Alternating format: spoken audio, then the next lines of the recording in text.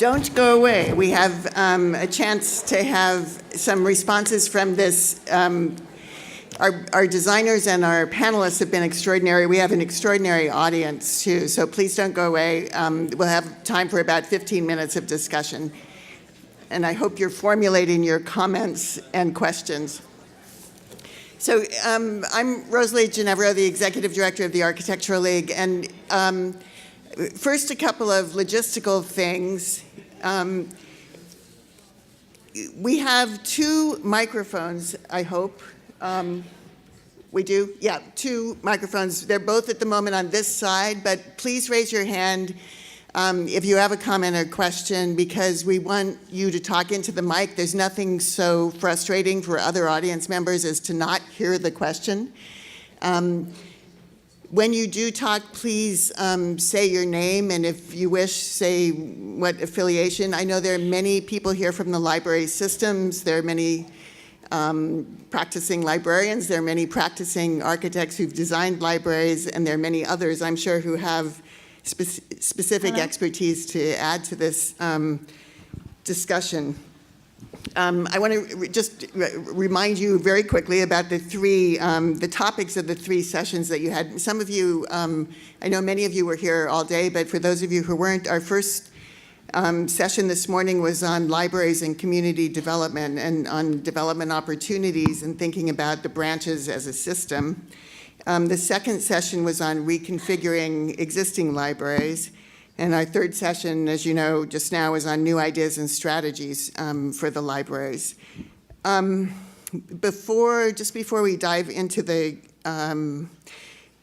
questions, I want to say on behalf of the Architectural League and the Center for an Urban Future, and a heartfelt, deeply, deeply meant thank you to the design teams who did such an extraordinary job. The work.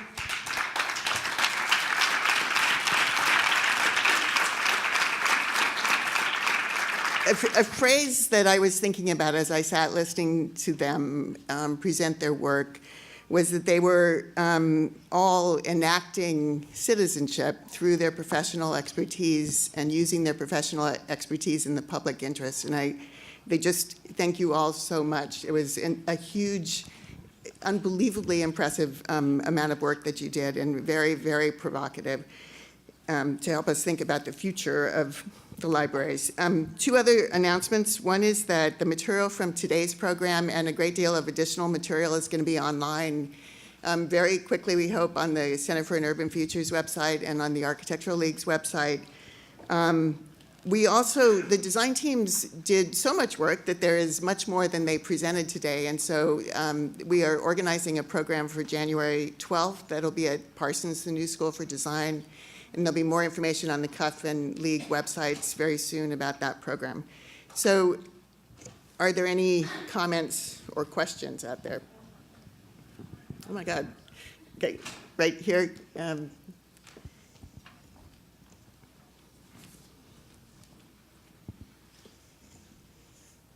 Hi. Whoops. Sorry. I'm Nancy Green. I'm an interloper. I'm from New Jersey. I'm the library director in Ridgewood. I don't know if any of you know it. It's a well-to-do suburb. And what I just want to get across for those of you who serve like the lower income populations and you think that that people just come out of need, and you know what the Greek gentleman was saying, that it's just, is it going to become a virtual world, and that's how people are going to want to communicate. Our residents can do anything. Most of them can pretty much do anything that they want, and our library is full because people come to study, and they can study at home just as well as they could at the library. They can sit in Barnes and Noble, but like you go to the gym, right, because you want to work out, and all you have to do is get yourself into the door, and there's a 99% chance that you're going to work out. So if you need to learn, right, 99. You might just read the magazines, but okay. But you know, 99%. But the same thing, if you need to learn, you get yourself in the door of the library, and you're 99% likely to sit down and do your thesis or study for your LCAT or whatever. So So it's just like you have at the gym, you have that whirring of, physical activity. At the library, you have that whirring of learning. And it's exciting, and that's what people are coming for.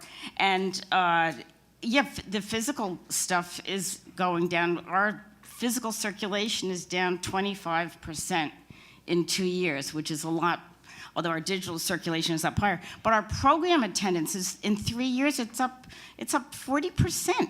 People, like, we have things like foreign affairs discussions and, cookbook clubs. We said to the staff, anything you're interested in, lead a program on it. We have, we have about 35 people on the staff, I think 20-some lead public programs. People love to interact still, so I think, it's not going anywhere.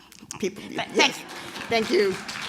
I wanted to throw in a comment on the question of the kind of implied idea that libraries used to be just about books. No. Libraries, even the Carnegie Libraries, and I'll put in a plug here for a very interesting piece that we have on Urban Omnibus, which is the League's online publication. The Carnegie Libraries were conceived, and their program was conceived in the era of the settlement houses, and they thought about education very broadly and had other educational opportunities as well as the possibility of sitting at a table and reading a book. So another phrase that came to mind, listening in particular to the last panel, is what is old is new again, because there are, the idea of the library providing a number of different kinds of services towards the greater goal of education of the community is not, I would suggest, a new idea. There's a lot of precedent for all kinds of services from the libraries. Does anybody else have a comment or question? Yes. Okay. I'm sorry, I can't make it down there. I'm out of breath running up there. Good afternoon, everyone. My name is Joanne Civil. I am the Director of Retail and Economic Development for the Jamaica Center Business Improvement District. I can catch a breath now. The comment I wanted to make is, first of all, thank you for having such an open forum that all the organizations within the community can participate. Also, with everyone here, whatever industry you're in, it's always a good idea to partner with your local business improvement district. We have so much resources that we're trying to get out within our own community. And partnering with the Queens Central Library has been a great endeavor for us, and it has been a great resource to our community.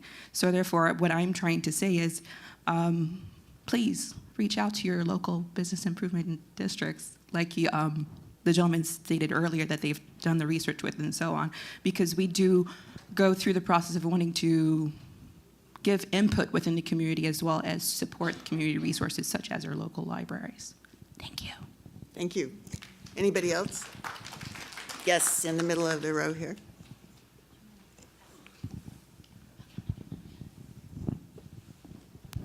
Hi, my name is Adarish. I'm the founder of Project Art. We're a national solution for the arts education crisis, and we actually work with libraries throughout the city. But it's interesting, what we've really found that's worked for us is data.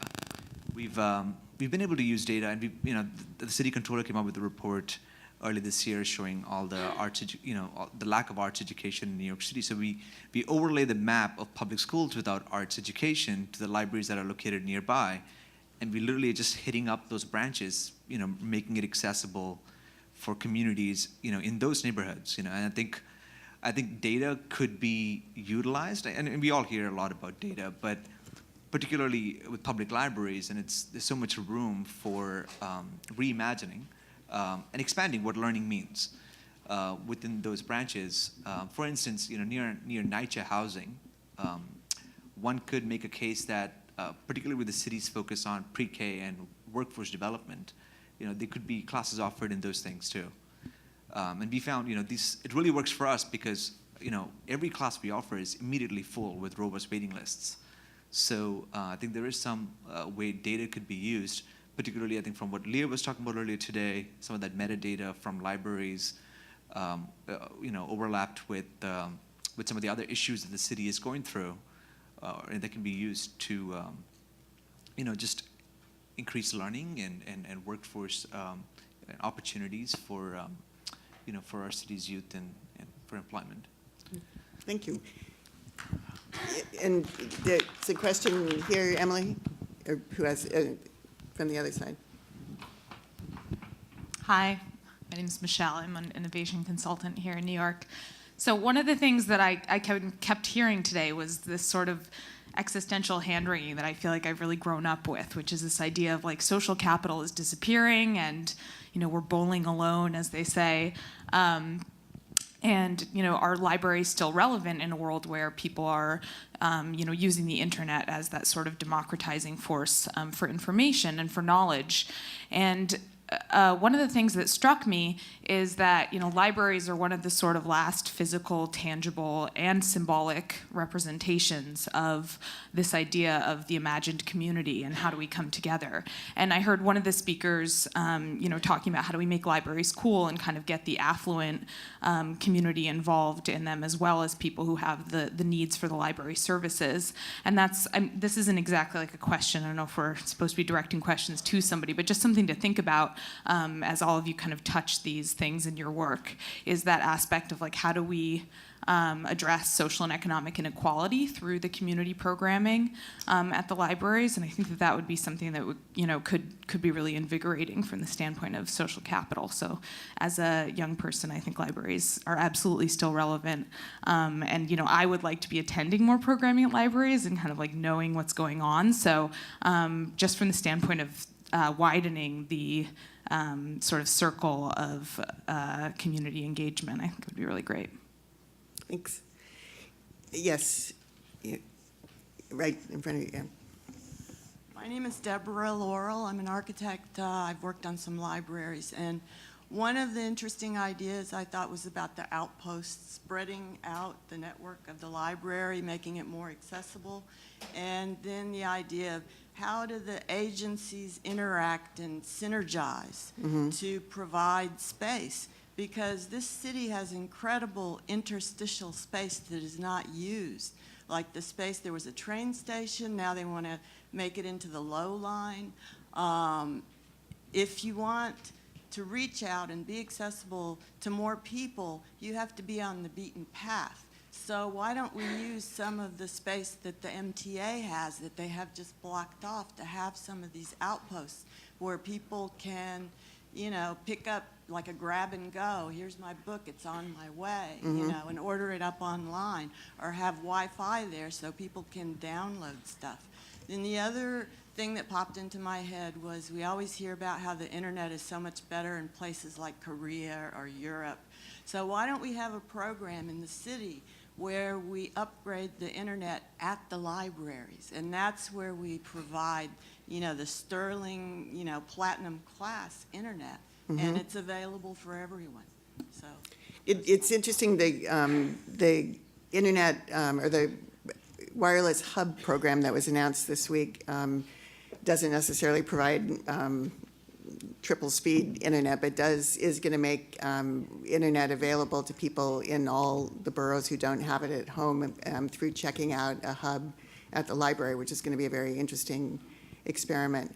I think that's a great segue into a couple of final comments that I wanted to make. One thread throughout the day was on the idea of untapped potential, the untapped potential of the branches themselves that have spaces that are not used and could be put to new use, and in a sense the untapped or not fully tapped potential of the human capital of the libraries, the imaginative librarians who are doing things in very challenging physical circumstances, who could work to a much greater potential if they were supported in their physical spaces. So Julie Sandorf started off the day by saying that we are not in a position because of funding to recreate the system that we have from whole cloth, and she said, nor would we want to, and I would agree wholeheartedly, nor do we need to. We have a system that is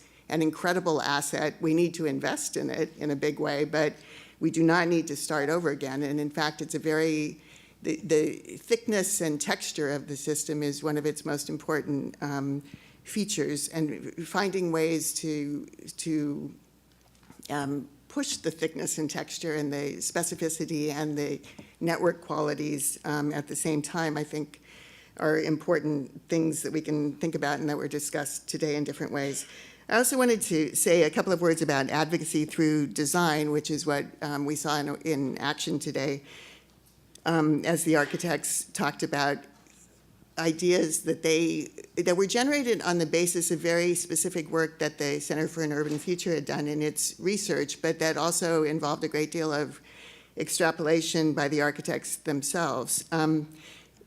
This is a process in which there's no thought whatsoever that buildings are an end in themselves. Design, in fact, is not about buildings being an end in themselves, but buildings and spaces are, of course, important for the activities that they support and for the values that they represent. And in the hands of talented designers like those you saw talking today, the design process itself becomes a way to understand and to speculate and to test possibilities in an open-ended way to let us all see different ways of thinking about the future. Architects and designers have specific kinds of expertise to synthesize huge amounts of information, to organize and present that information in a way that is intelligible, as you saw in all the presentations, and particularly in the first presentation this morning with the amazing data, new data tool that the first team presented. And on the basis of that kind of synthesis and marshaling of data and the use of imagination, they have the possibility of offering a way of thinking about the future of institutions, especially complex institutions and changing institutions like the New York Public Library and the Queens Public Library and the Brooklyn Public Library, sorry. I also just wanted to say a word about design excellence that Faith Rose talked about. Design excellence is often, I think, in the general imagination confused with the idea of aesthetics. It is not simply about aesthetics, although that's one component of it, but it's about fitness to purpose and the smart use of resources and about the resonance of symbolic values and about delight. Just wanted to get a plug in for that. And then I wanted to end on something that you'll have noticed in your program, photographs by Elizabeth Felicella, who I think is or was here today. Is she still here? Yes, she is still here, who did an amazing project photographing every branch in the system. And she wrote something really beautiful.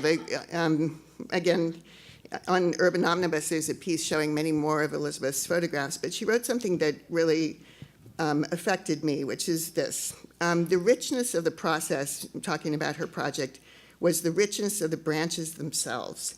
I began by browsing. In the end, if I've come away with an agenda or a wish, it is that the branch buildings of New York City's public libraries be understood and maintained as a collection, a rare and living architectural legacy, all the more extraordinary for its mutations, planned and unplanned, over the course of the last century. It's a collection that is part and parcel of the evolution of modern public life as we know it, places that reflect and shape our best and changing aspirations as a society and as individuals within it.